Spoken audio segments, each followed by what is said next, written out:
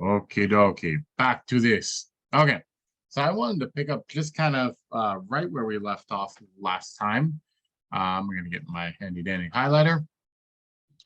Based on this interpretation of the concepts appearance and thing in itself, which is oriented toward the difference between finite and infinite knowledge, it is now also possible to clarify what the expressions behind the appearance and mere appearance mean. This behind cannot mean that for finite knowledge as such, the thing in itself still stands in opposition. Similarly, it cannot mean that the thing in itself does not become fully grasped, that its essence is free-floating and yet occasionally becomes indirectly visible. Rather, the expression behind the appearance expresses the fact that finite knowledge as finite necessarily conceals at the same time, and it conceals in advance so that the thing in itself is not only imperfectly accessible, but is absolutely inaccessible to such knowledge by its very essence. What is behind the appearance is the same being as the appearance. Because it only gives the being as object, however, this appearance does not permit the same being to be seen fundamentally as a thing which stands for. According to the critique, everything in an appearance is itself, again, appearance. I guess to start off, I'm kind of curious about this last line that comes from the critique. Everything in an appearance is itself, again, appearance. And kind of what is going on with this concealing part here in the middle, that finite knowledge as finite necessarily conceals at the same time. And it conceals in advance so that the thing in itself is not only imperfectly accessible, but is absolutely inaccessible. So any thoughts to get us going for, this appearance is itself, again, an appearance, kind of sounds like a mirror of some sort. And this concealing part.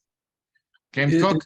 Is this item 5, part of item 5? Oh, you mean section 5? Section 5? Yeah, page 23, section 5. Okay, Go for it, James. I think that to me, this is kind of like Kant's provisional idea of, it's a provisional kind of like an explanation of that supports Kant's idea of the something that is in the scope of understanding, but that can't be fully understood. But to me, it's kind of like a Heideggerian restatement of the idea that we can't know the thing by its representation. So so that's the meaning of something behind the appearance, the mere appearance, and it's kind of like it's basically, to me, it's a kind of a defense by Heidegger of Kant's rhetoric at this point, but just a provisional defense. I think he's going to attack it later. He even uses the term "thing in itself" here. Not only imperfectly accessible, but absolutely inaccessible to such knowledge, meaning finite knowledge, by its very essence. So Heidegger hasn't really talked about the universal, hasn't talked about infinite knowledge very much. This is really just sort of like he's just floating a provisional defense of Kant's system of finite knowledge. Okay, thank you, James. Nick? Yeah, in a way, I think he's just underscoring the idea in Kant that the thing in itself is totally inaccessible to us. what we have is always appearance. And we could delve deeper into appearance, and behind appearance is another appearance. And that goes on throughout all the layers. It's just that we have no idea what thing in itself is, according to Kant. And the idea of peeling layers is very, very Heideggerian, as I think James was saying, because the word like aletheia is something that Heidegger uses as, it's parallel to his notion of truth. Aletheia is unhiding, unhiddenness. And the idea of truth is just to unhide or unconceal things in layers, but you never really get to the thing in itself. You just continue to unconceal things, and that's very Heideggerian, and which parallels Kant's idea of appearance and thing in itself. Thank you, Nick. Pete. Yeah, so I can't link the two together, but the finite knowledge is as finite necessarily conceals is just that because it's finite, not infinite, you don't have all the knowledge. So at some point, you might get another piece of knowledge. Therefore, unless you have infinite knowledge, something is always going to be concealed. And then everything in an appearance is itself an appearance, I interpret as it's just phenomena all the way down. All we have is the phenomenology. We think that scientists are, getting closer to the atom and learning about what the atom really is. But all we have is the phenomena, really. There's really nothing else but the phenomena. That's it. Thanks. Thank you, Pete. Phil. Yeah, I see this as he's setting the stage for distinguishing the relationship between ontology and metaphysics. And I think he's in the process of, eventually arriving at the relationship of two worlds, the infinite world and the finite world, and that we as human beings, as finite beings, live a sort of finite life, but because we have minds, we have at least a way to reach into the infinite, not totally grasp the infinite, but actually reach into it. So that separation is not, a 100% separation, because there's an interaction between the two. This is what I think. He's setting up the relationship between ontology, which is somehow embedded in the infinite, and then metaphysics, which is the manifestation of the ontology, which is finite. This is what I got. Thank you, Phil. Brent, and then we will move on to the next chapter. You got to unmute, Brent.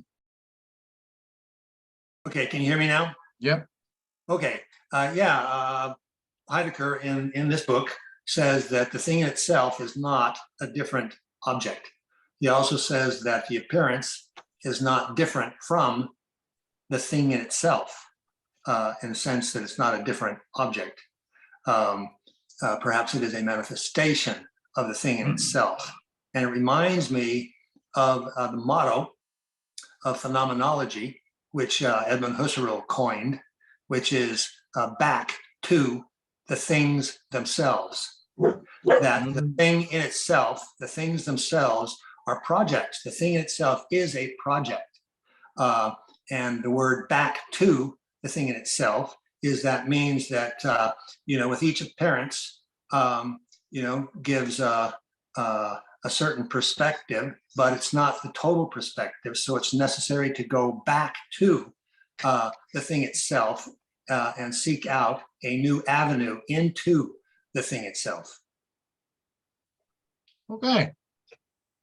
Thank you very much, Brent. We are going to go skipping ahead to. No, this was okay here. So, nevertheless, for the question of going back to the ground for the source of the possibility of finite knowledge, it appears sufficient to hold to the simple and reflexive duality of its elements. And this is all the more necessary as Kant himself expressly fixes the springing forth of our knowledge in two basic sources of the mind. Our knowledge springs forth from two basic sources of the mind. The first is the capacity to receive representations. The second is the power to know an object through these representations. And even more pointedly, Kant says that that other than these two sources of knowledge, we have no others. This duality of sources, however, is no mere juxtaposition. Rather, only in the union of both of them, as prescribed by their structure, can finite knowledge be what its essence requires. Only through their union can knowledge spring forth. The unity of their unification is nevertheless not a subsequent result of the collision of these elements. Rather, what unites them, this synthesis, must let the elements and their belonging together and their oneness spring forth. If finite knowledge, however, has its essence precisely in the original synthesis of the basic sources, and if the laying of the ground for metaphysics must push ahead into the essential ground of finite knowledge, then it is inescapable that the naming which indicates the two basic sources already suggests an allusion to the ground of their source, to an original unity. Thus, in both the introduction, I'm going to read a little bit more, Kant gives a remarkable characterization of the two basic sources, which go beyond their mere enumeration. Only this much appears to necessary by way of introduction or anticipation, namely that there are two stems of human knowledge, sensibility, and understanding, which perhaps spring forth from a common, but to us unknown root. Through the former, objects are given to us, through the latter, they are thought. I'll stop there. Go for it, Phil. Yeah, when I read this section, I refer back to Heidegger's. I remember when we were looking at being and time, and then later on, I read about his musing on art, and I said, you know, we could figure out what Heidegger is about if we actually begin to understand what he means by the clearing. And two forms of clearing was presented in different ways to me. One was, you know, you're walking through the woods and suddenly things open up and presents itself, and it's as if you're walking into the meadow, and being, or I should say beings, presents it themselves and is shown to you.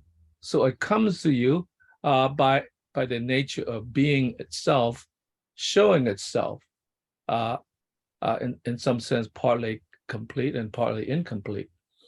That contrasted with his thing when he talked about art, when he and a friend walked in the woods, and they were walking on a path in the woods, and the path not only ended, but the wood became very thick, full of thickets. And his friend said, "Oh, then this is the end." And Heidegger says, "No, this is not the end. The end is just the beginning. Just the beginning," which means that in some sense, you are called upon to, in a sense, reach into beyond the woods, into the wood spring. The wood spring is there, but it doesn't call you in the same sense as the clearing in the woods for the other scene. It demanded a kind of creative source to, in a sense, head toward. So it calls on Dasein to head toward this thing and to clear the mind. There's another possibility beyond that. And the third thing I want to say, when he mentioned the relationship of the Greek temple as the union of the two, in which, on the one hand, the Greek temple represented the house of the gods, but it also represented the creative forces of man and building the house for man. And that relationship existed within the temple itself. So the two coexisted and at least partially integrated. I wouldn't say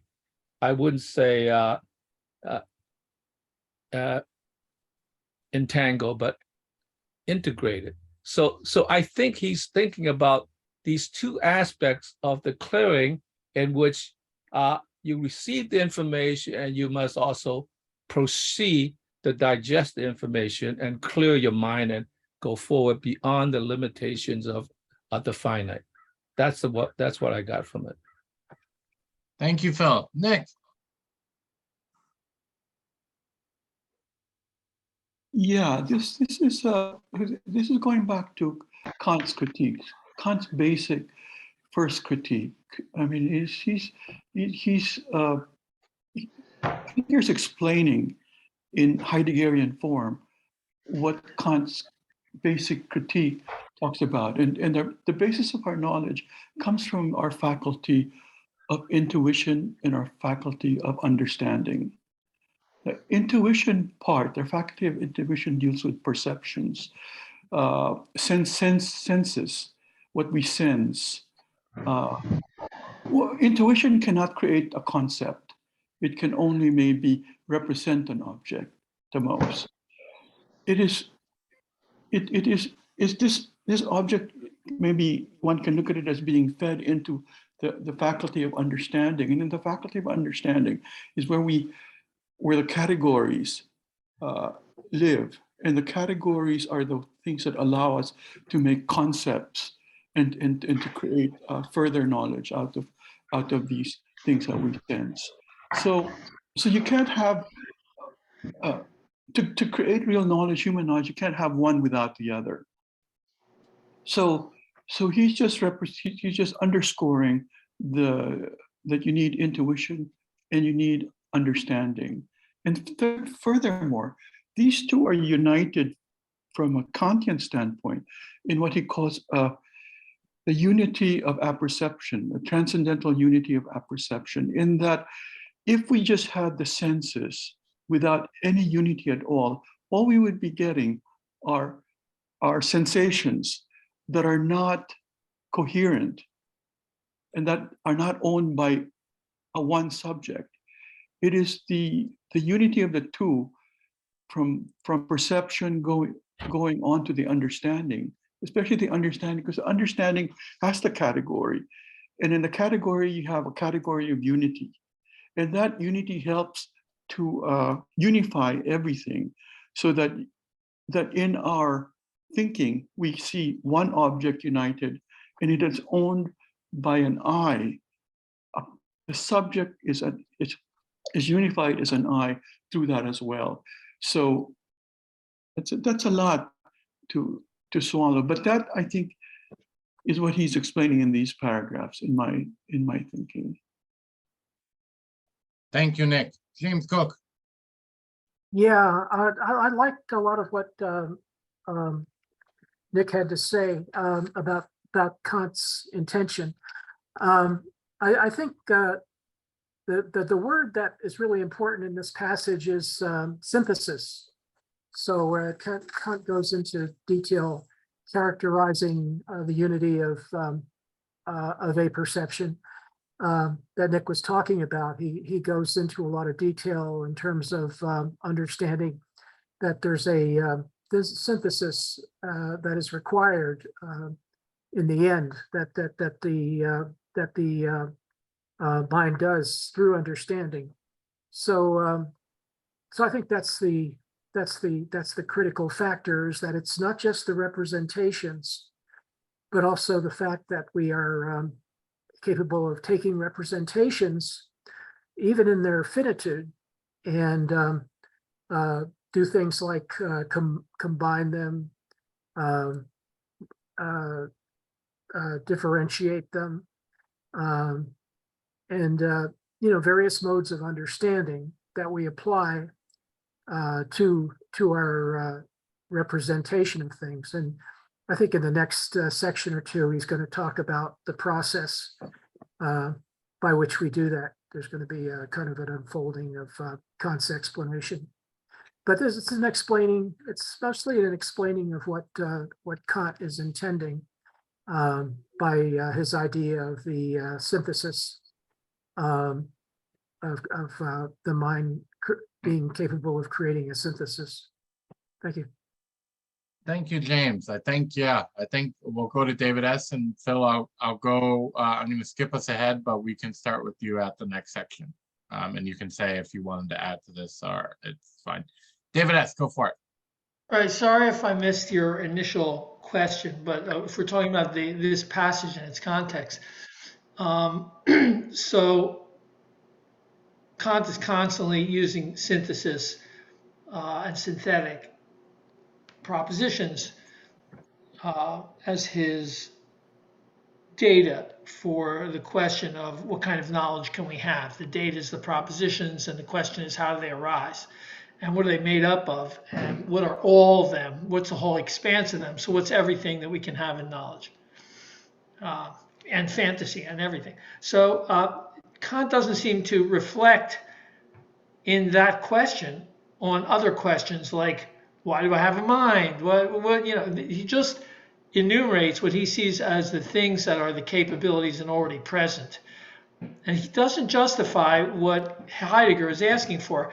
How can there be a synthesis of two different kinds of things? So before what you lit up, the sentence before that says there's a problematic in Kant, which he's not addressing.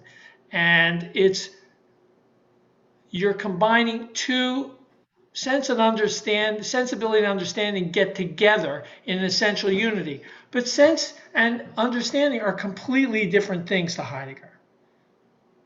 So how can you have a synthesis of incomparables?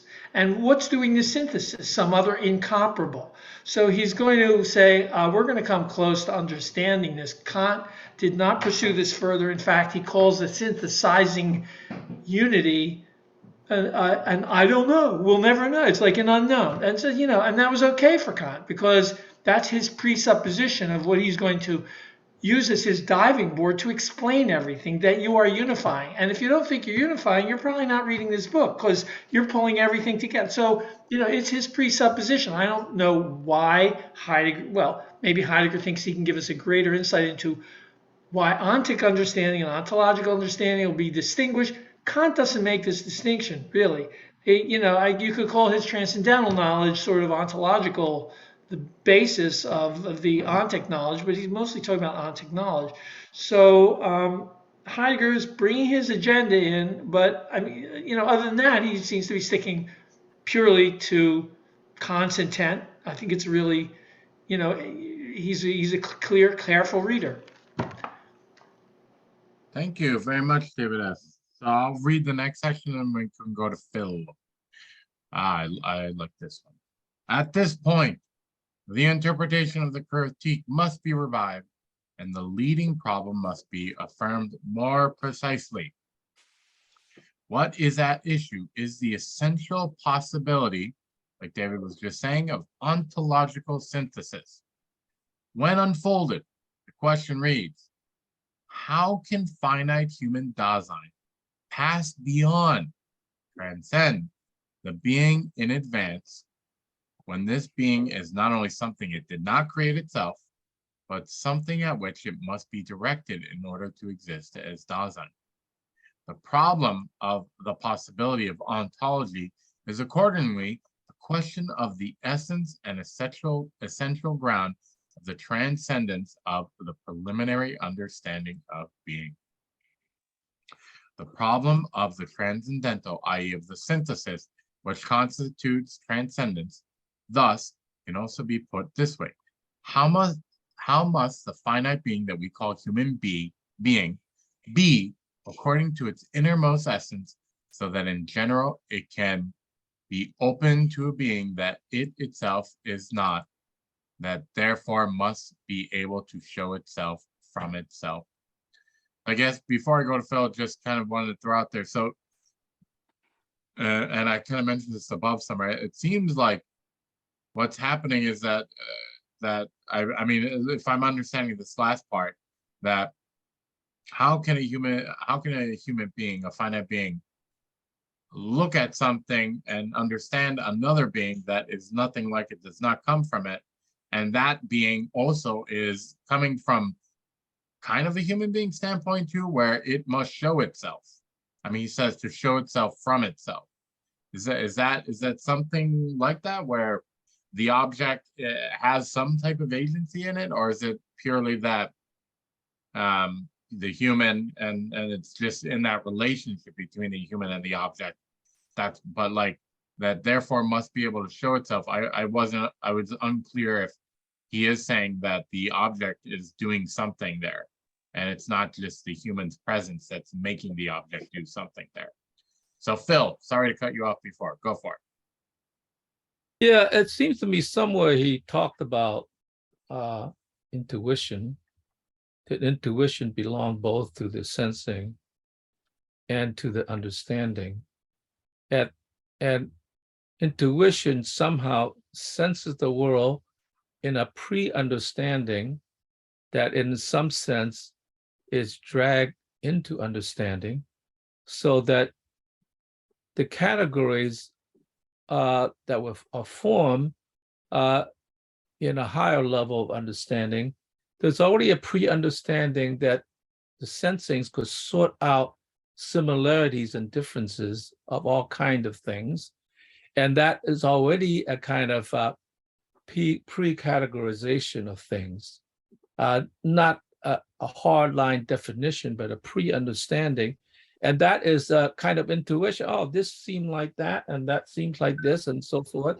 And then that is brought in to be sorted out in a more defined way for understanding to understand. And so I think he does say somewhere, I can't identify where, that intuition is actually a part of understanding itself. I mean, in knowledge itself, and it builds on that. So that's an important aspect that creates a synthesis, because there was already a part of the apperception that's already dragged into the categories of understanding.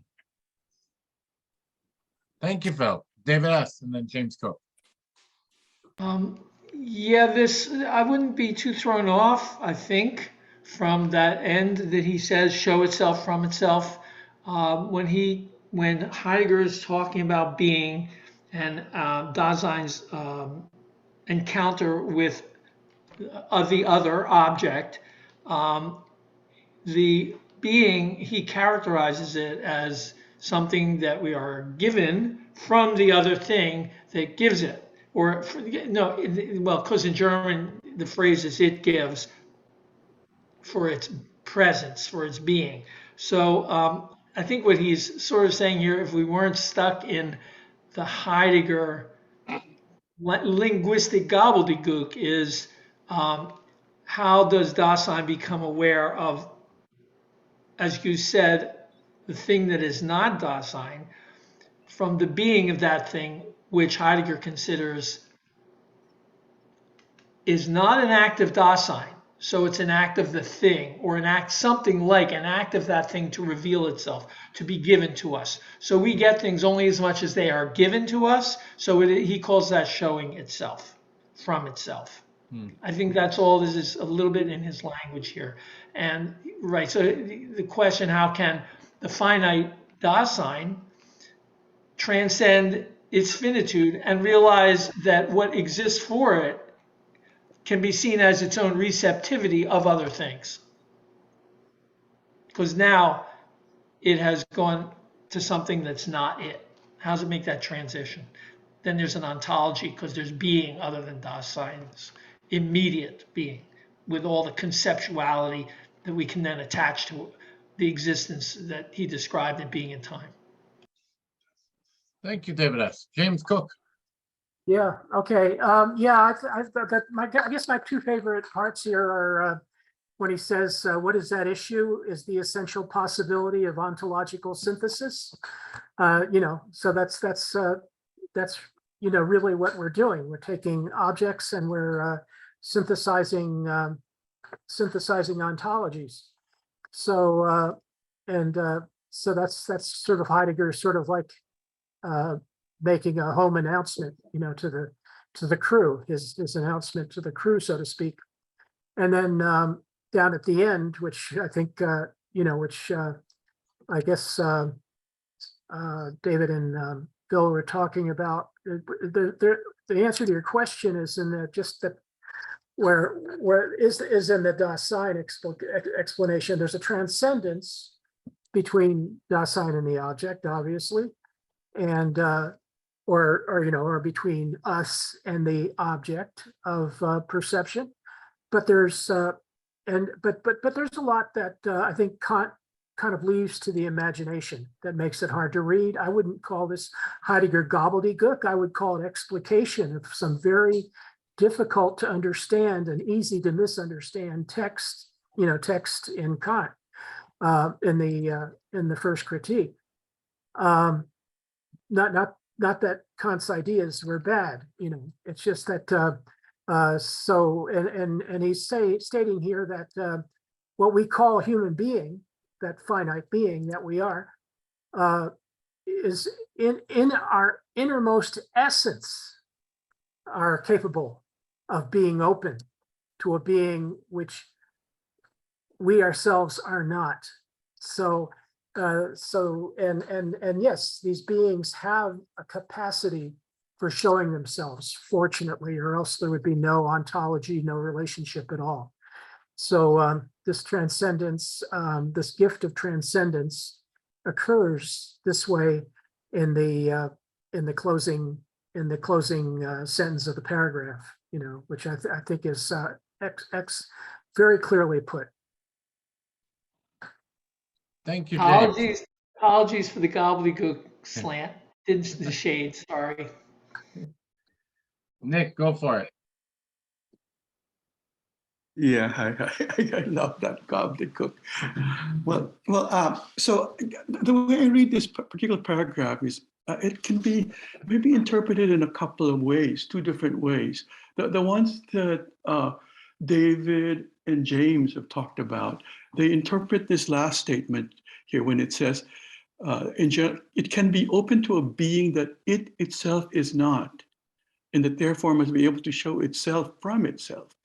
So this can be interpreted as another being. How does Dasein interact or show itself to the other and be a being for another?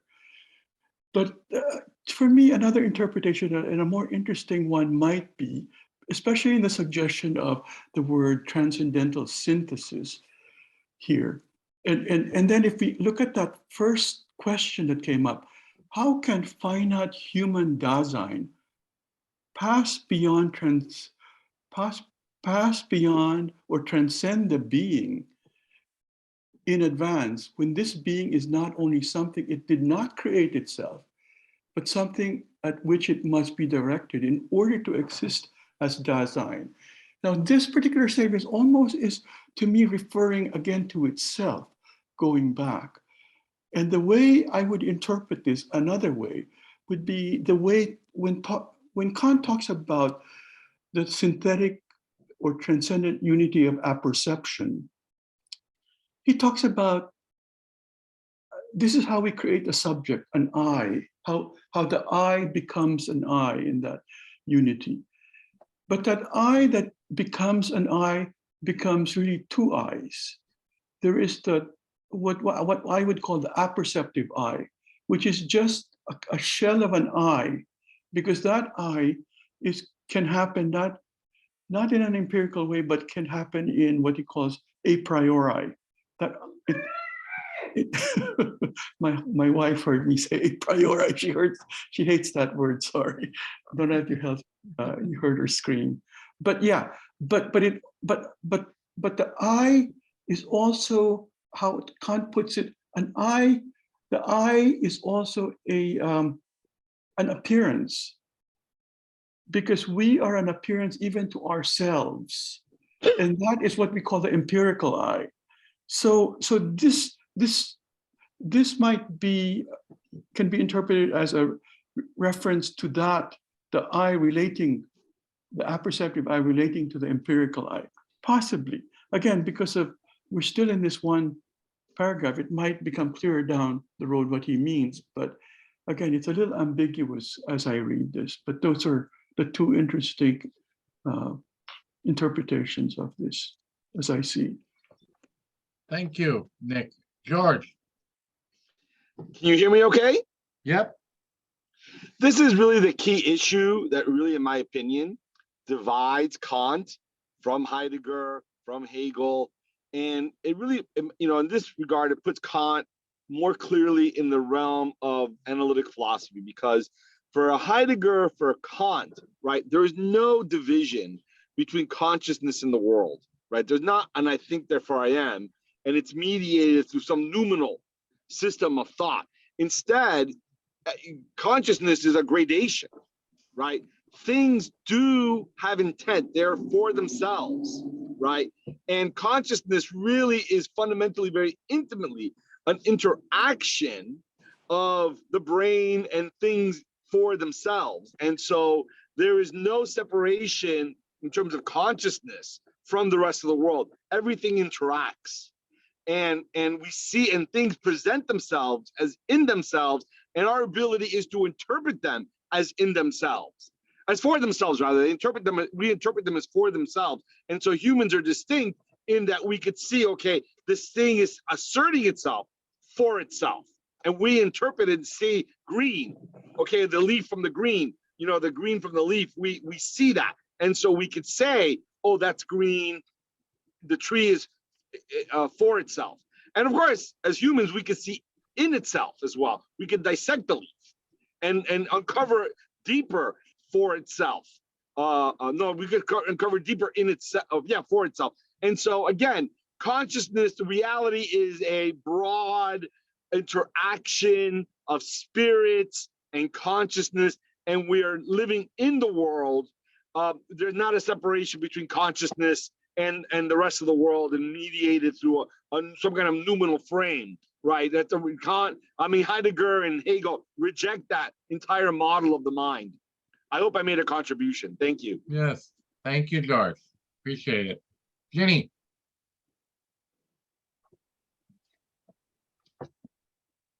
Jenny, you're muted. Yeah, There we Phil, Garth, did you get the little comment from Philip, who needed to come in by telephone, and he was wondering if the code had changed and if you could send him the code. Did you get that email? I have not been looking at my email since. Philip is kind of almost blind, I think, and he has. No, So he does. No, I know the story. He's been in lots of my meetings. I didn't get an email. Is he in the waiting room? Do you know by any chance? I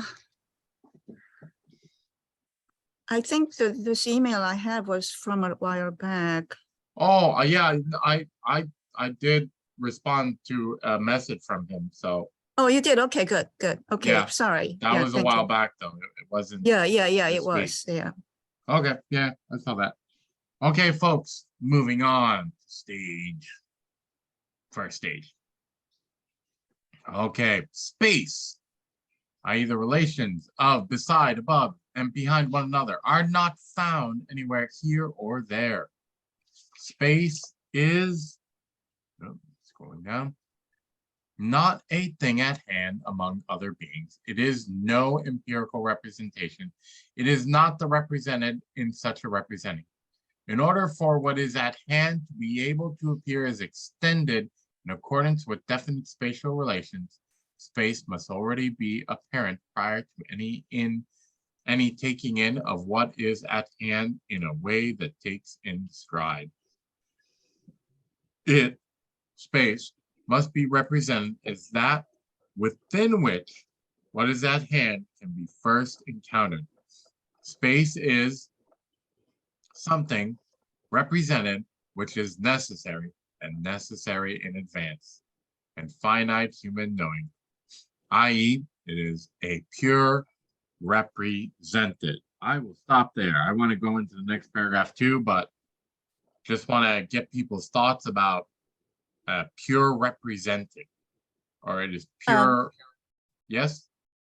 Garth, would you just increase the font a little bit so that it's larger font? Yeah. Hold on. Let me see.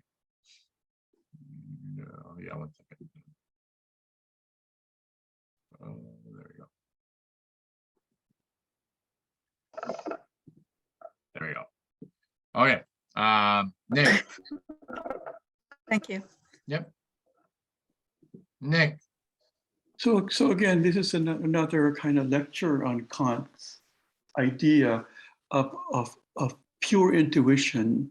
When Kant uses the word pure intuition or pure understanding, these are intuition and understanding before any experience at all.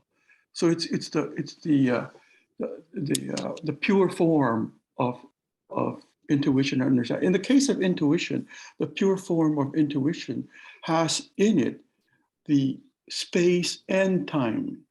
So this is an interesting thing about Kant, is that space and time are not really things that are qualities that are out there, but that things that we add to experience. So because within us, within our intuition is a frame of the outer sense called space and the inner sense called time. So that's a kind of reading. So space is not, space itself, pure space is not represented.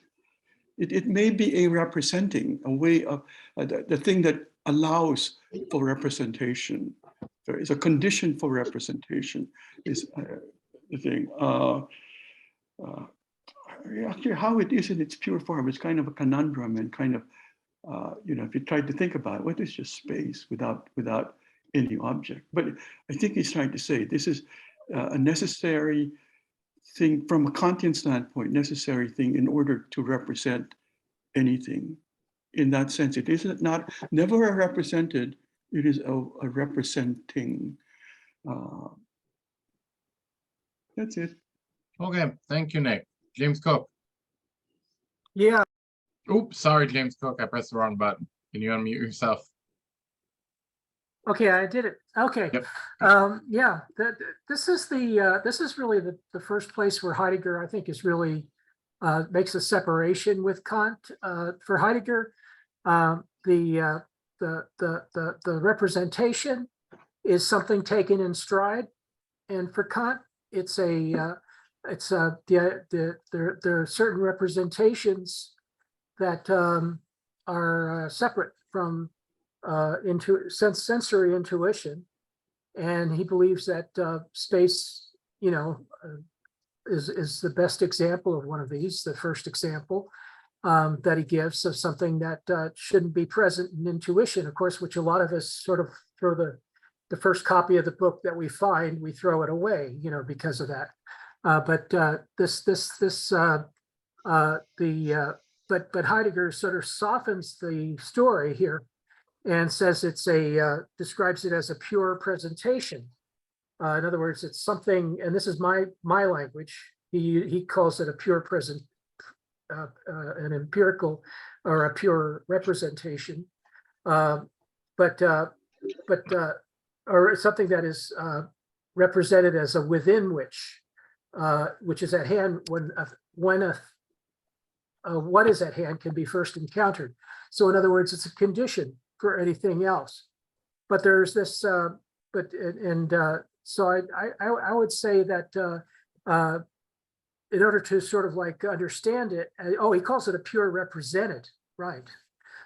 So in other words, it's something that which is actually necessary and understood in advance in finite human knowing. And this is perfectly fair. You know, I think to think about it as something virtual or something pure, as a pure presentation, or what Heidegger calls it, a pure represented. I think that that clarifies a lot what I think Kant is trying to express with his idea of a priori intuition. You know, which is like I said, it's a kind of like, well, do you believe in a priori intuition? Well, you know, I mean, what does that explain really? Well, it just says something that is previous, that something happened previous. So it was only when I got to that point where I could say, well, a priori just means it's previous. That's okay. There are things that are Not previous to necessarily. other things. No. It's not a priori. It's a previous. Well, it's something that happens before, or a posteriori happens after, a priori happens before. Anything else is kind of like, I think, in a magic definition, but go ahead. Okay, thank you, James. Brent, off to you. Okay, so I'd like to crisscross Kant and Heidegger for a moment to kind of give an analogy between two different concepts. For Heidegger, being is not a being, just as space is not in space. However, being, as not a being, allows other beings to show themselves.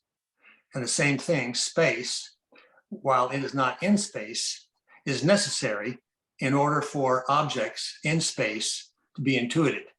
And this pre-knowledge of space, if you want to call it that, as as Kant says, space is represented, is something represented, which is necessary and necessary in advance. So just like being is necessary in advance in order for beings to show themselves. So space as a concept, as a as an a priori concept or a concept in advance, is necessary in order for objects to present themselves, objects in space to project themselves. Thank you. Sorry about that, Brent. I had to take my dog out, but thank you very much for the contribution. I think it is Phil next. Yeah, this is almost a religious statement, because being, and I mean being with a capital B, not beings, exists outside of an existential time and space. And to the degree that it is there, I mean, there's a dimension of infinite in which we that do live in space, because he made a big deal of being in time. We are beings in time. That is Heidegger. Then it seems to me that there is a kind of dividing line between being with a capital B and beings, which are represented in space and time, is somewhat different, but we are connected in the sense that in order for beings with a little b to exist, it must have some connection with the emergence through time from transcendental time and space. So there's something almost religious about this statement to me. I don't know if he meant to be religious, but it does seem like there is a connection between infinity and the finite. So I'm going to leave that as a question, because I'm going to have to ponder that more.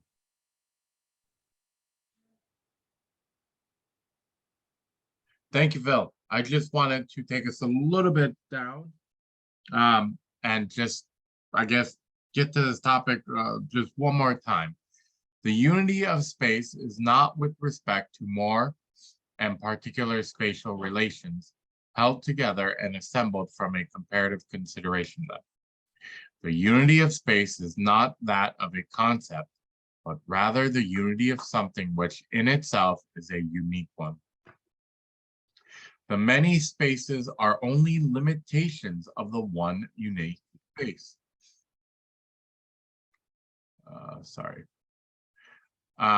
This unique space, however, is not only limitable from time to time, rather, even the limiting limits themselves are their essence, i.e., they are spatial. The unified unique space is wholly itself in each of its parts. Representing of space is hence immediate representing of a unified particular, i.e., intuition, provided that the essence of intuition must be determined as representatio singularis, and indeed, according to what has already been said, space is what is intuited in a pure intuition. Let's see. Yeah. So, this many spaces are only limitations of the one unique space. What exactly does he mean by the many spaces? Is he talking about beings, lowercase b, or what is he talking about? And this idea of limitations as well. James Cook and then David S. I think he's just referring to perceived spaces. So, for example, we all live in a house, and when we live in the house, we feel protected. We don't really make references very often to the backyard or to the street, but we do sometimes. So there are many spaces. There aren't just one. There isn't just one space that we're conscious of at one time. I'm voting today, so that's my political space. So we have. What Heidegger, that falls into the area that Heidegger, which is not what do you call it, XYZ space, but it's actually related because it's actual, it's a type of virtual space, which Heidegger calls regions. So,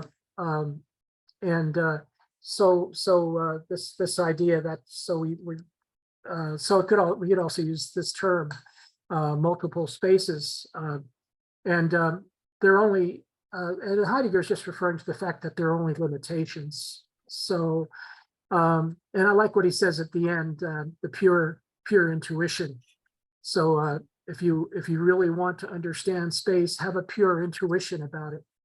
So I think that's a very good, and it's also, he also mentions the representation of a single. So if you want to think about one space, then think about space. Think about one representatio singularis, then you can think about it. Then you're actually thinking about space as a pure intuition, which of course doesn't exist empirically, but it can be inferred from our knowledge of knowledge that we have about space and the universe and so on and so forth. Or just knowledge that we have about the one space, which the unified unique space, whatever that happens to be, however we happen to represent it, is actually present. He says that same one space is present in all of its parts. So I like this discussion. The part, relating to the whole and the whole being one. I think that's a beautiful paragraph. Thank you, James. David S. Yeah, I didn't see all that in what was said here. The idea of regions being a different, like logical spaces of some kind. Without going there, I was just reading this, and I think that's, an interesting embellishment may even be in there, but I didn't see it. But I just read it in a more plainer way, just sticking with what Kant was talking about as space. This is a recap of things Kant said explicitly about space. There's only one space. All spaces you visualize are in that space. You can have imaginary space and pretend it's not part of that space, it's imaginary. But when you think of space, it's all unified. there's only one space that has space, and they all connect. They're all part of, and also, if you look at space and look at a small piece of space, you're looking exactly at the same thing. You're looking at exactly that form. There's really only one space. And when it comes to physical reality, there's only going to be one space. As any other kind of, so not only, there are kind of three spaces involved here. Imaginary things, you can imagine there's a separation. Reality, there's one space, and the form, they all have the form, which is this represented. Thank you, Hello? David. I Yeah, were dropped you out. done? I'm sorry. I thought I dropped out. I heard a noise. It sounded like I dropped out. No, I'm no, done. you're good. Thank you. No, I'm done. you have to. Okay. Nick. Yes, I thought that was, yeah, I agree with what was just said, but I thought that James was also saying the same thing, actually, David. I thought you guys were in sync. I think it's exactly right. There is only one space for Kant, one unique space. One of the characteristics of it is that you can limit that space into parts. And that is the essence of it, but it is still one space. You take space, you cut it up into halves, it is still part of that same one unique space. And that is it's divisible all throughout. And so that's kind of its and when you add it all up together, it's still up to that same one space. Anyway, this is Heidegger's description of what Kant was saying in a short paragraph.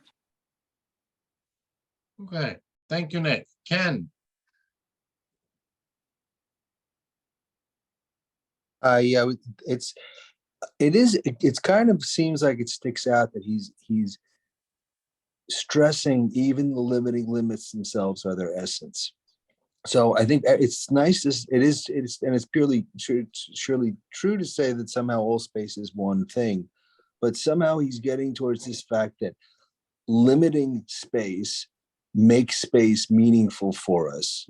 And I think that gets back to the previous point of the thing showing itself to itself, because the beings have to, things that we're looking at are somehow the fact that we're limiting them to a being that we're looking at is letting them be what they are, and that's allowing them to show their essence. That was all I got. But the thing is that the view of all space is definitely like there, but this idea of the limiting of it as a way of knowing it, and as that way of knowing it getting at its essence and allowing it to be what it is I think where he's going towards with this whole section, and also the previous section. It kind of ties them together. Thank you, Ken. James Cook. Just just on what Ken just said, Heidegger says, even the limiting limits themselves are their essence. So that kind of backs up what Ken, I think, was alluding to. That these limits of space are essential. One of the their essential character. Limits of space are their own essence. Thank you, James Cook. Phil, let me read the next part, Phil, and then I'll get you. To say that this extensiveness is infinite, then, means that as compared with the determinate particular parts, space is not something different from the degree and richness of the compound. Instead, it is infinitely, i.e., essentially different. It precedes all the parts as the limitable unified whole. It does not have the multitude of particulars under itself, as is the case with the universality of concepts, rather as what is already constituted in itself. So it is that this pure intuition of the whole can yield the parts at any time. The representing of such and infinite extensiveness as given is hence a giving intuiting. Provided that the unified whole was given especially, this representing allows what is representable in it to spring forth. And in this sense, it is called an original representing.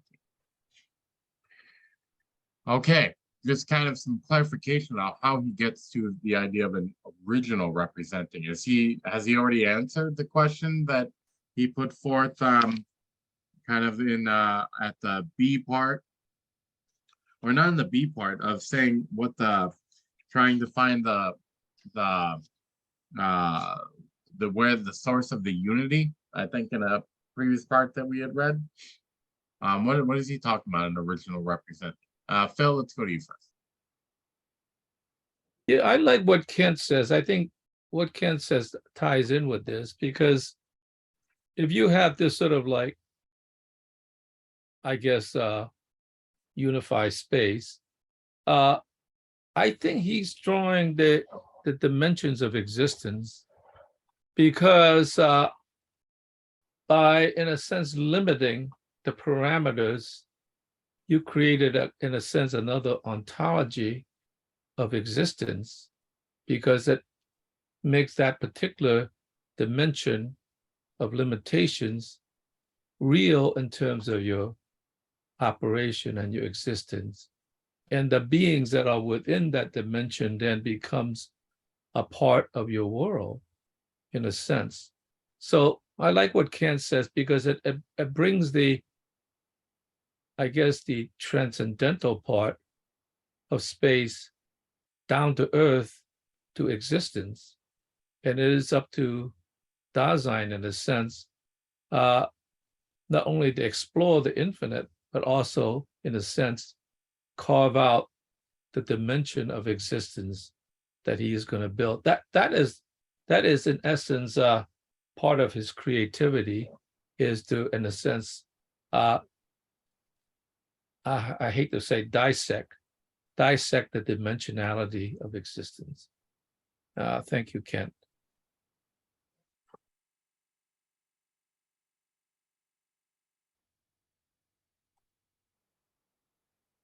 That's the end. Oh, you're muted, Garth.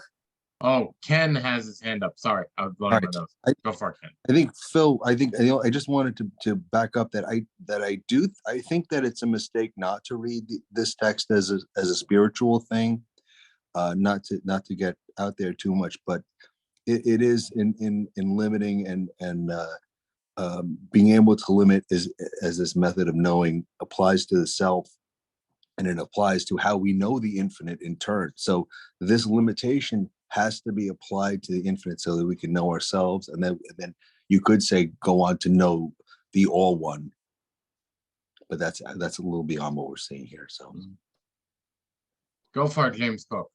Yeah, they're well. I mean, there is language something like that. The infinitely essentially different, the extensiveness, the idea of space as infinite, right? So, or the idea of infinity in general, it precedes all the parts as the limitable, unified whole. So, in other words, the whole is limitable. We can do it with our minds. So just like we can do it with the representation of space. So but he says it doesn't have the multitude of particulars under itself, as is the case with the universality of concepts, things that we think, rather as what is already co-intuited in itself, so that this pure intuition of the whole can yield its parts at any time in our minds, so to speak. So you can have a spiritual interpretation, but you can also have a cognitive interpretation of the entire passage, and you know that points at the idea of infinity, limitation, the universal, wonderful concepts, and ones that begin with Kant, no question. Thank you, James. Okay, we are going to page 35, bottom. Where are we? Here we go. If, in general, the grounding of the universality of time as pure intuition is to be possible, this can only happen if it can be shown that, although space and time as pure intuition both belong to the subject, time dwells in the subject in a more original way than space. Time immediately reduced to the givens of inner sense, however, is at the same time only ontologically more universal if the subjectivity of the subject exists in the openness for the being. The more subjective time is, the more original and extensive is the expansiveness of the subject. So again, he brings up this word original. I don't know if someone really touched on it in the last part that it brought up, but the more original and extensive is the expansiveness of the subject. And this other idea that time is time immediately reduced to givens of inner sense, however, is at the same time only ontologically more universal if the subjectivity of the subject exists in the openness for the being. I feel like we got a jumble of Kant and Heidegger here. I'm just trying to get some clarification on really how he's using original in these last two quotations and what this extensiveness is, the expansiveness of the subject. Is he talking about, you know, authenticity here? I mean, it doesn't pop up, but I'm just trying to understand. James Cook? Yeah, you know, I went to my German English dictionary when I read this. Didn't quite exactly click with me. And it turns out that the Einschränkung it can mean limitation. It can mean limit or limitation. So this might be a better translation here. Subjective time is the more original and extensive, is the limit of the subject. The more original and extensive the limitation or the limits of time, of subjective time, the more limited the subject. But or maybe that doesn't make sense. So I just sort of like what it was pointing that out, that it did kind of like show up for me. The more subjective time is, yeah, I kind of have a hypothetical translation here. The more subjective time is, the more original and extensive are the limits upon the subject. So subjectivity existing as an openness for being, which is really what Heidegger means when he says openness of being. He's talking about subjectivity. If time is to become ontologically universal, and that's the other theme here, is this in this section, he's opening up the idea of time becoming a universality of pure intuition. Kant says the opening up of the universal to the mind. So that's what kind of like jumps out at me in this passage. I'm sorry for the confusion about the word Einschränkung, but I think that's sort of what occurred to me, is I didn't understand the last sentence, went back and had to find an alternative translation. Okay, thank you, James Cook. Ken? You're muted. All right, yeah, I did want to, it is interesting that and this is something that I struggled with in this, I don't think, and I could very well be wrong, but I don't think that this point of giving time a kind of supremacy is in Kant. I think this is something that that Heidegger is bringing it out perhaps in the work in a way. And it does kind of point to, it's kind of interesting to me because he is giving time a supremacy over space. And he wrote being in time. He didn't write being in space and time. But at the same time, he never completed being in time. And I think that this point somehow connects to that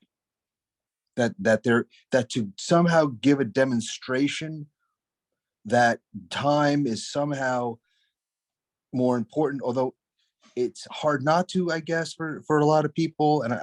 But it's worth mentioning that giving that time some kind of elevated place, if we're looking for a ground, if this is the way you're supposed to get into it, and if it's more original, is that more grounded? I kind of think there's a connection there. But I wonder how much of this, since we've talked about this a couple of times, I wonder how much of this is coming from, and I have a tremendous respect for Heidegger's scholarship, and I definitely don't think that he's just throwing things in there, but I do think it's interesting that I don't remember that in Kant.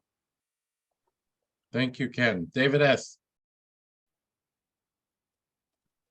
Okay, I don't think Kant does say this is more than that, this is more original, more primal, more primordial, but I think it's a conclusion that the reader sort of naturally comes to.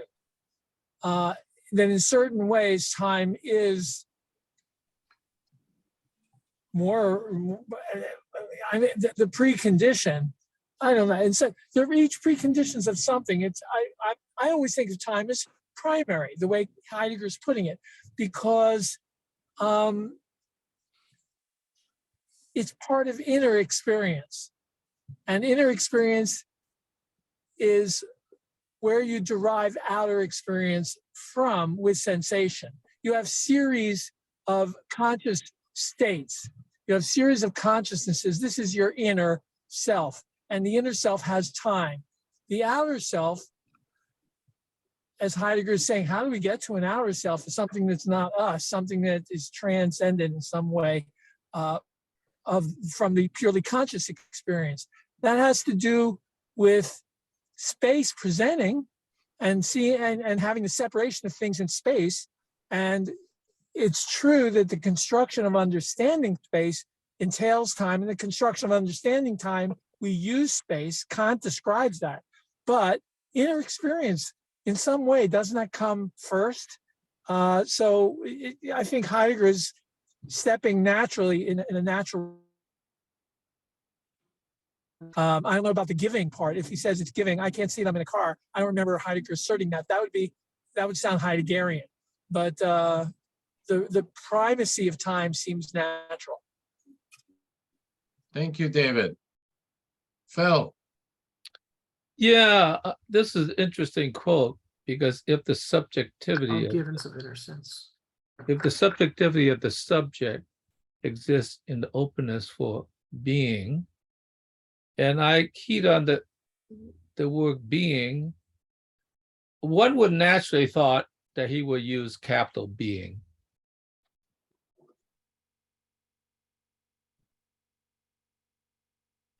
Hey, Phil, sorry. I was going to blow my nose and I muted you instead of me. Sorry. Don't forget that German, everything's capitalized. Yeah, I mean, you would think that he would capitalize being because the wholeness, but he's focusing on the being or a being that the more time you give it, the more you come to know it. The dog wants to come in. And therefore, the more original and extensive expansiveness of your relationship with the being. And I think, in a sense, to under. Come on, no, let's go upstairs with me. Let's go. Come on. George's phone, Garth, George's phone. So in a sense, by focusing on one of the beings of being, you are actually coming to know, in some ways, being itself. So you can't, because you can't really focus on being. I guess you could focus on the totality of all the beings, because you can't, because because being is always in a sense of manifesting itself in the beings. So give it time. You know, one of the things in contemporary life is that nobody ever gives anything any time. They got to rush on to the next thing. I think he's sort of saying, in order to exist, you have to be with it, be with the thing. And so I think that is the, this is once again talking about existence itself. So that this is kind of important. So the word, the lowercase b, seems to be very, very important and very interesting. Again, just real quick comment, Phil. Yeah. In German, the word sein, which is being, always has to be capitalized because it's a proper noun, because it's a noun. So it's a translator's decision to make being lowercase. It has nothing to do with the author, Heidegger. He doesn't have a choice in German. It always has to be capital sein. Thank you, James. Fred. Well, blame it on the translator. There you go. We hate him. Fred, go for it. Okay, yeah, on the paragraph that you No, underlined. Fred, just now- Fred. Sorry, Brent. Fred. Oh, I'm sorry. Yeah. Fred, are you there somewhere? Yeah, Go for it. okay to talk, yeah. Yeah, go. Follow up on David's comment, observation about time, and about what we're talking about in this paragraph about the difference in between time and space and the intuition. That's correct, as noted, that there's no implication that time has some primacy over space. Perhaps it's more primordial, although in Heideggerian terms, I think you probably say they're equiprimordial. However, David suggested that you would be led to conclude something like that by reading Kant. And in fact, Kant is pretty explicit about that the difference is that the time is an inner sense and space is an outer sense of appearances. Time as an inner sense is tied up essentially with representation in the subject. So time for Kant is an immediate condition of our inner intuition. And as an immediate condition, it mediates the outer appearances which occur in space. So it's arguably maybe more primordial in that sense, that time mediates the data that we obtain, the sensory data that we obtain from space as outer appearances. And perhaps I would say that this ambiguous term is more original, might refer to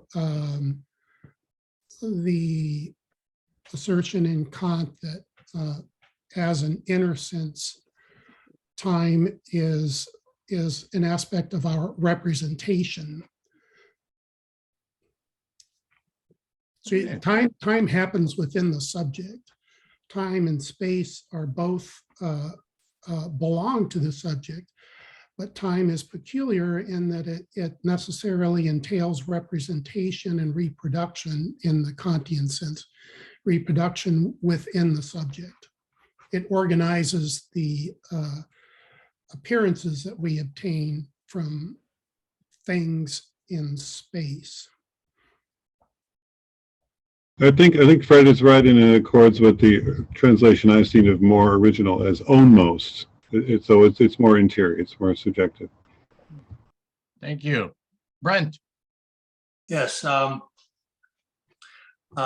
Obviously, there's a big difference between Heidegger's concept of time and Kant's concept of time. However, in a few paragraphs earlier than what you just underlined, Heidegger actually quotes Kant and references it in a footnote, footnote number 62, and refers to pages in the Critique of Pure Reason, A33 and B49. And the quotation is, therefore, time is the form of inner sense, i.e., of the intuiting of ourselves and of our inner state. It goes on to say that time cannot be a determination of outer appearances. It has to do with neither shape nor position. I think that shows that time does have a very much of a predominance in Kant, particularly given his accent and the importance of subjectivity and of the I to Kant. Thank you. Keep it muted. Thank you, Brent. Go for it, James Cook. Oh, I'm sorry. The only thing I was going to mention is this, I mean, in light of the discussion, I think this is unusual for Heidegger to spend so much time on the subject. So it is this idea that space and time as pure intuitions both belong to the subject, but time dwells in the subject in a more original way than space. That's kind of like, I think, what we've been discussing, and so it's all sort of here. The only thing that's really new in Heidegger is this idea of the openness of being that is necessary for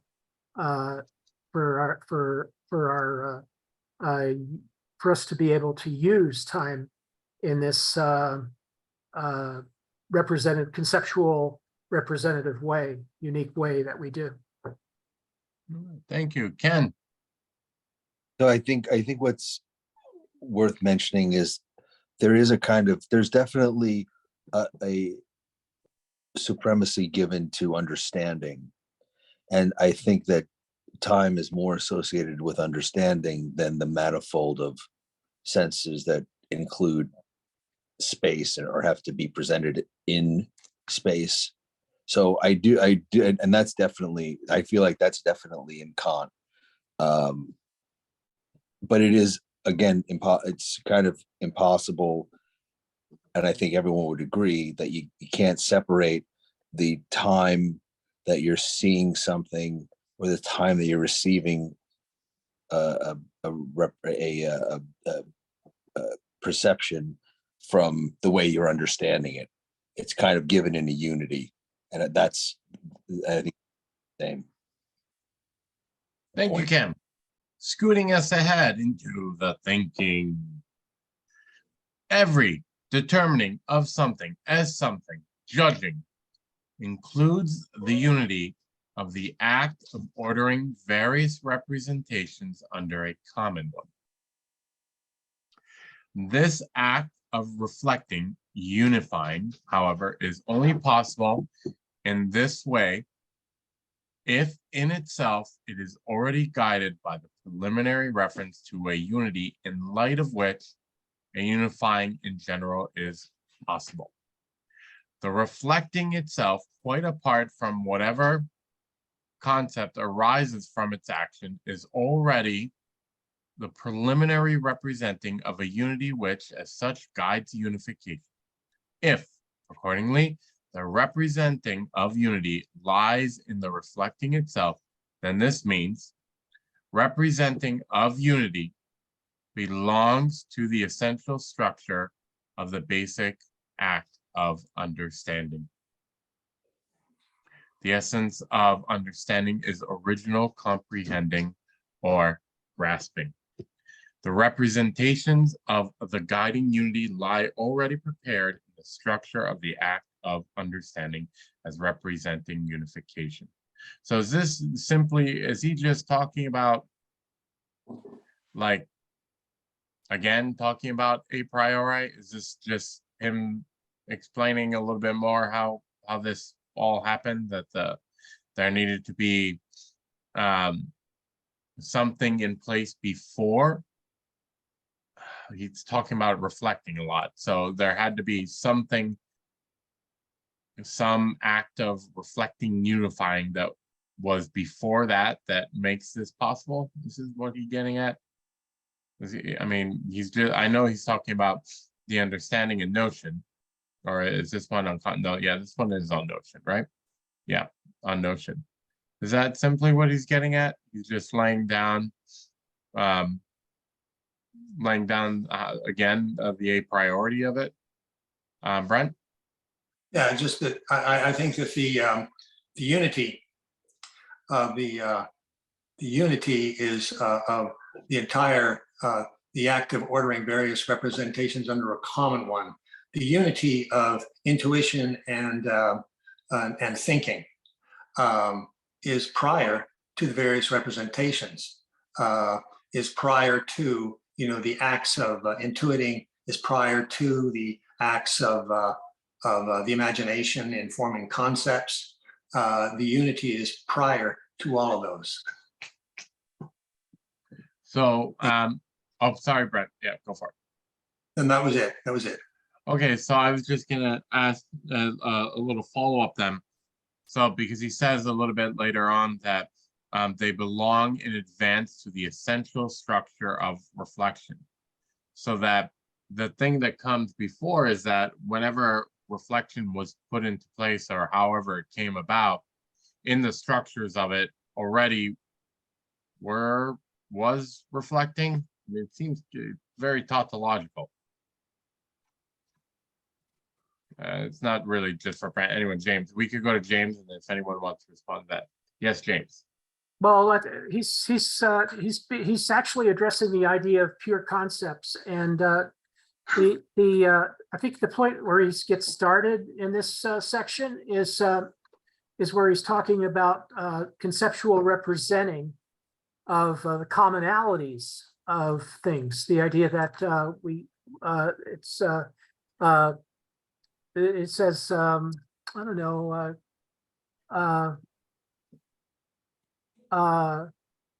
Yeah, it's the idea that we are able to disregard minute differences in things, and we can generalize. So we find out what is common to representation, and Heidegger calls it a judging here, a judgment. So and it's so this idea of so it's bringing things into unity,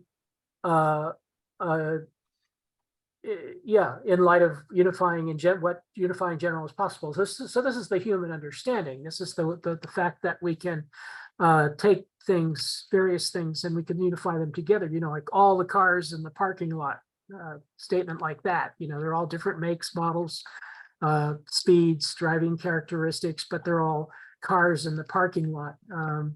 There's this kind of like a reflecting that happens, which is he calls the essential structure of the basic act of understanding. The fact that we can universalize concepts.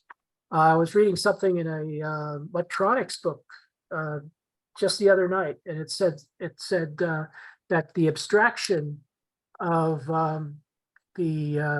in the idea of lumping physical concepts is essential to the creation of all the universal laws of physics, such as Ohm's law and the laws of force and the laws of Newton. They all depend on abstractions. The fact that we can eliminate properties that have no consequence for the division for the particular formula to exist.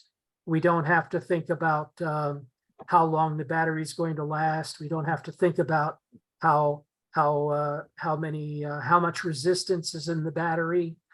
We don't have to think about what the composition of the wire is. We leave all of that out, and we reduce everything to what is it? Voltage equals inference over resistance or something like that. So it's just this this kind of like this our ability that we have to universalize is the basis of our ability to build universals out of concepts. Thank you, James. Phil.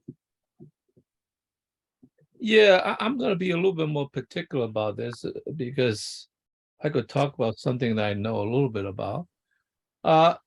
We know that when the eye sees, before it even gets to the higher brain in terms of sorting things out, identifying objects, there's already a sort of, how to say, a kind of unifying process in which the eye already processed the information and constructs it into something recognizable in a very simple way by color, shape, edges, and so forth. And this is done. It is done by the eye, and then in the nervous system, and to a certain degree in the visual cortex, but not in the cerebral cortex. And so that is part of perception. So in some sense, sensation itself is already at least partially organized, what I said, a kind of pre-understanding for the higher cognitive brain to further categorize in this thing. So in some sense, I think there's a through line between sensing something and, in a sense, thinking about something and then understanding something. So I think it's important to know that there is really a relationship between the physical body and the conceptual mind on some level. It's not just like, I just sort of pick up this inert, like a television, and well, actually, in some sense, when you say a television, it's already organized. In some sense, it already creates a synthesis before it gets to the higher level of consciousness.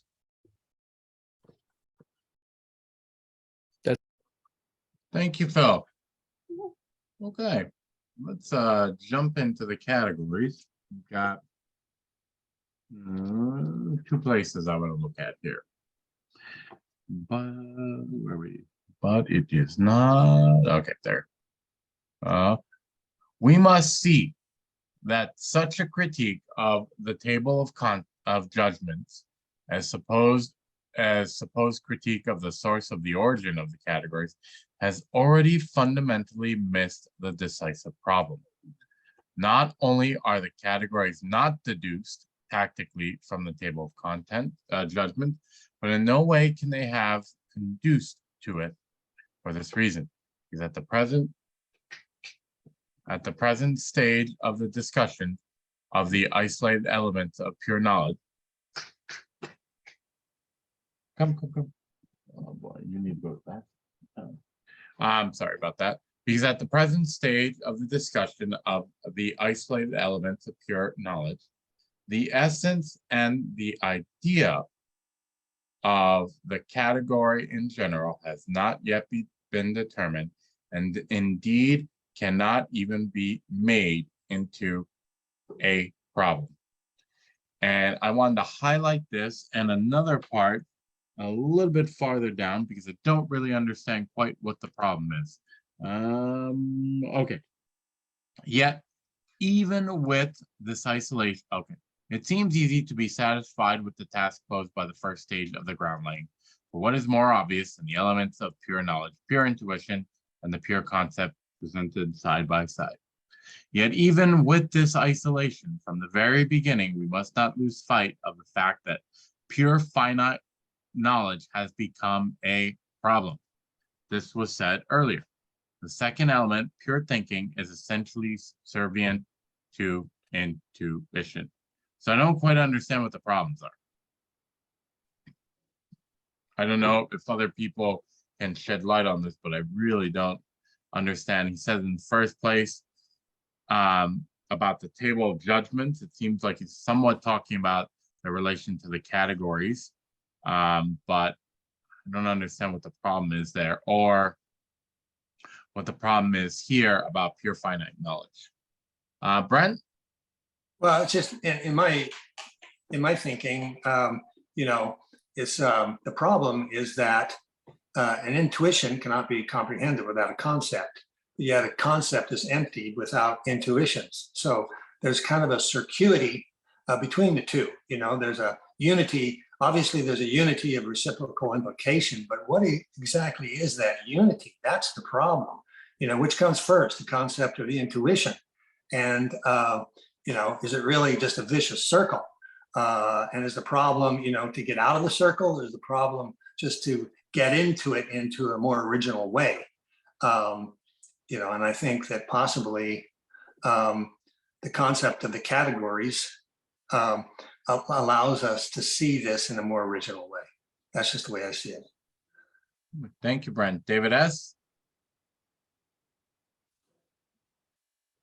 So I guess Kant's claim, right, is that the categories are the real categories, that he's got the true original list of 12, and that it corresponds to and essentially is derived from the 12 forms of judgment. So given the logic that exists, transcendental logic, the forms of reason thinking, we can tell what the categories of understanding will be that will be the basis of empirical existence. So that's the claim I think he's saying Kant has made. And then Heidegger's saying, I don't see where the categories come out of the judgments.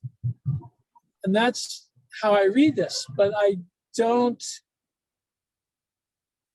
know if that can really hold up. I mean, I think there's an argument that the way Kant describes and derives the categories, they do arise from the forms of judgment. So that's where I'm a little lost here. But that's as far as I see this problematic. Thank you, David. Ken? Yeah, the problem, when I read that, I always think the problem is that you've got the followers of Locke arguing with the followers of Hume, where one side wants to say understanding is the source of everything, and the other side saying that perception is the source of everything. And so that is the problem that I think Kant is stepping into. That was the reason that he produced the work that he did. Thank you, Ken. Phil? I like what Brent brought up, the securities relationship. I think if you take the situation as it stands now, you would probably say the categories of judgment exist in concepts and it's on its way down. But if you take it at a kind of developmental period, I mean, it really arises out of evolution. And so in some sense, it has already developed this circuitous loop. And we found ourselves thrown into the situation in which we have a kind of already somewhat pre-structured categorical system in our mind.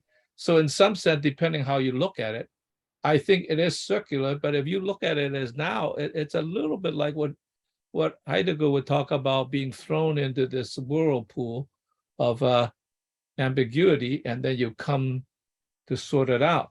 So I think the circuitous nature of it is both a problem and not a problem, depending on how you look at it. Thank you, Phil. Brent?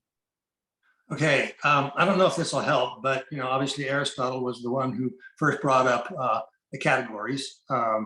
You know, different from the table of judgments that Kant uses, but nevertheless, there is some similarity between those, and Kant even acknowledges that that Aristotle brought up this entire problem. But in ancient Greek language, the word category comes from the Greek word kategoria, which is a verb, and it means to accuse. And it's a term in the legal jargon of ancient Greece. It's used in the courts. So for instance, the prosecutor accuses a defendant. And in this case, the understanding accuses the object. And what happens simultaneous with the accusation, either by the prosecutor or by us, the observer, is that the defendant, or in our case, the object, has to make an account of itself. And those two things go together.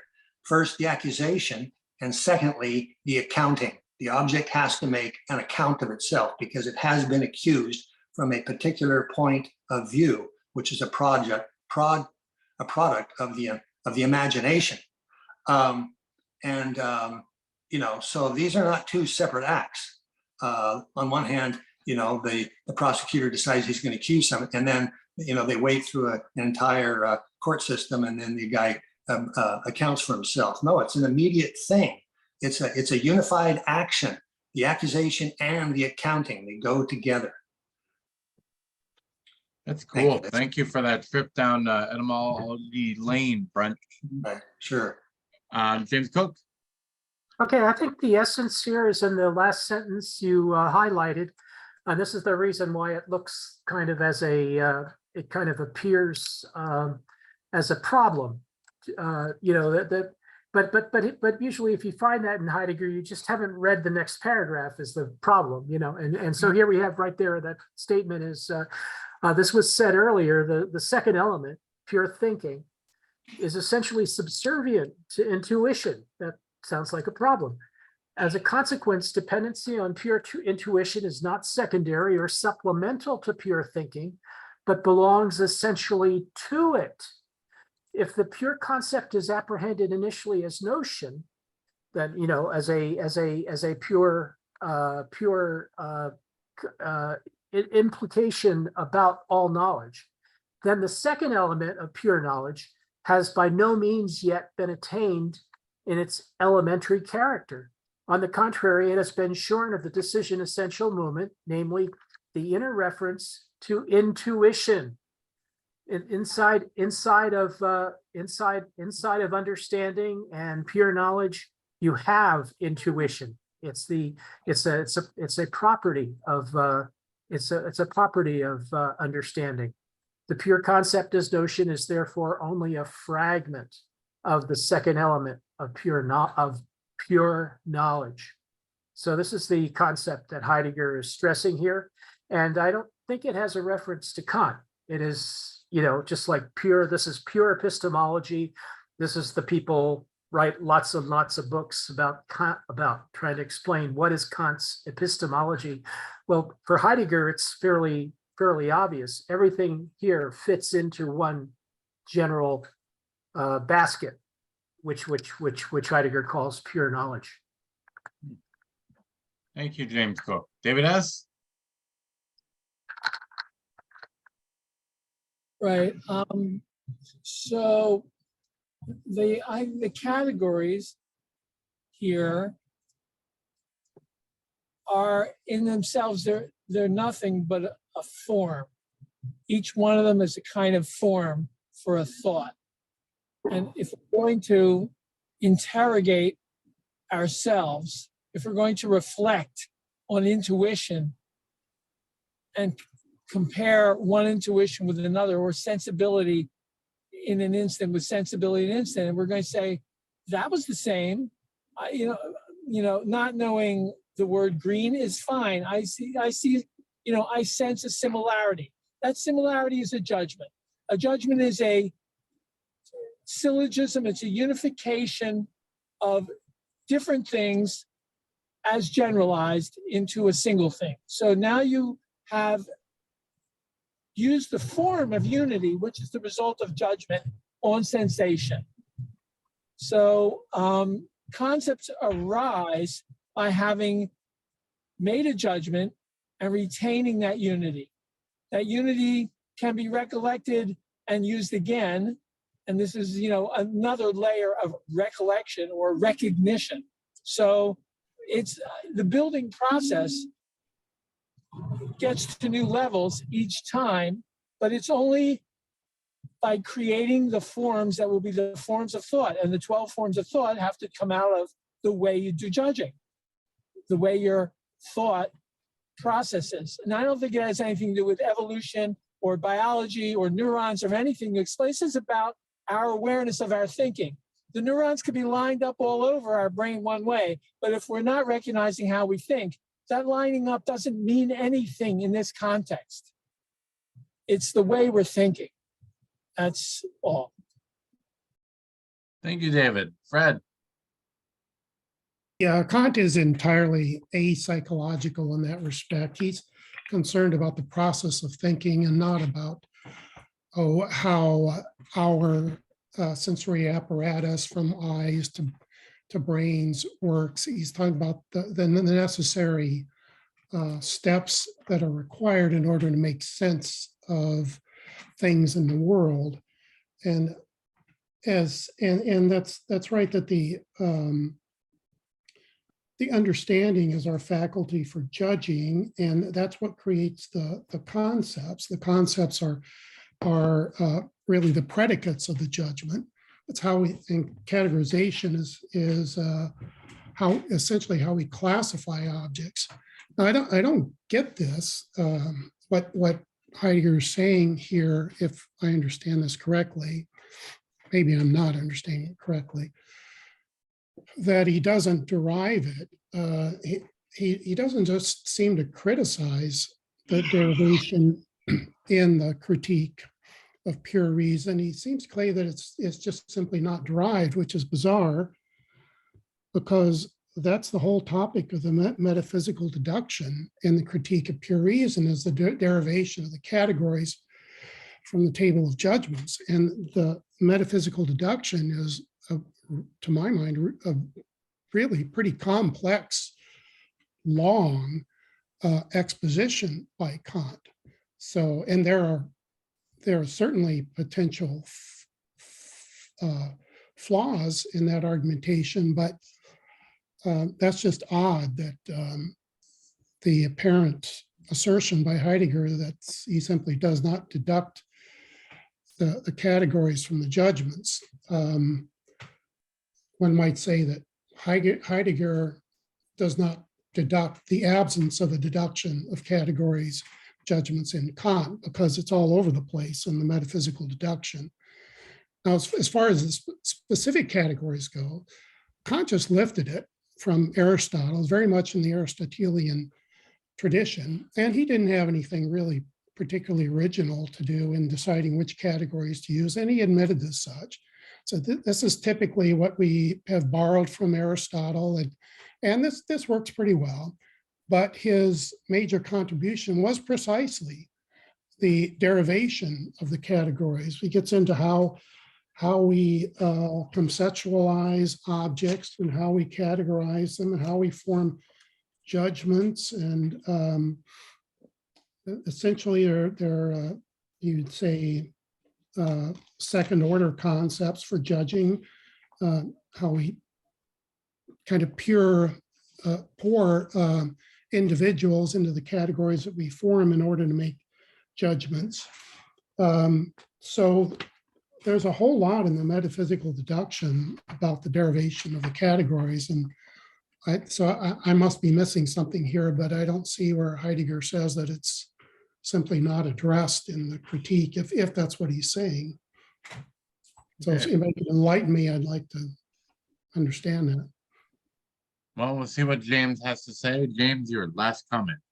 Yeah, he doesn't say anything is not addressed in the critique. He does say that whether the table of judgments, as Kant introduces and presents it, can indeed also assume just this limited function of sketching out a systematic unity of the pure concepts of the understanding, remains open here. So he remains undecided about the importance or the thoroughness of the table of judgments. But as for the categories, since a couple of people were talking about them, I think Kant does say that these categories have subcategories, And I'm a little busy right now. I'm only going to give you a couple suggestions, but you're going to have to find these subcategories maybe for yourself if you really want to understand how these things work. So he invites people to use the categories as Kant invites the reader to use the categories as productive elements in their own for their own system of thinking, for their own understanding of the concepts. So whether all the concepts listed are the pure concepts of the understanding or the only ones, that's a judgment call for everyone. And the people who take Kant at his word that you have to investigate this for yourself, that those are the people who are going to benefit from Kant's kind of sketch of metaphysics that he gives in the categories. Okay, Thanks. thank you, James Cook. And thank you, everyone. It was a marathon night. Ooh, Yeah. yeah. So I will see everyone again in 2 weeks.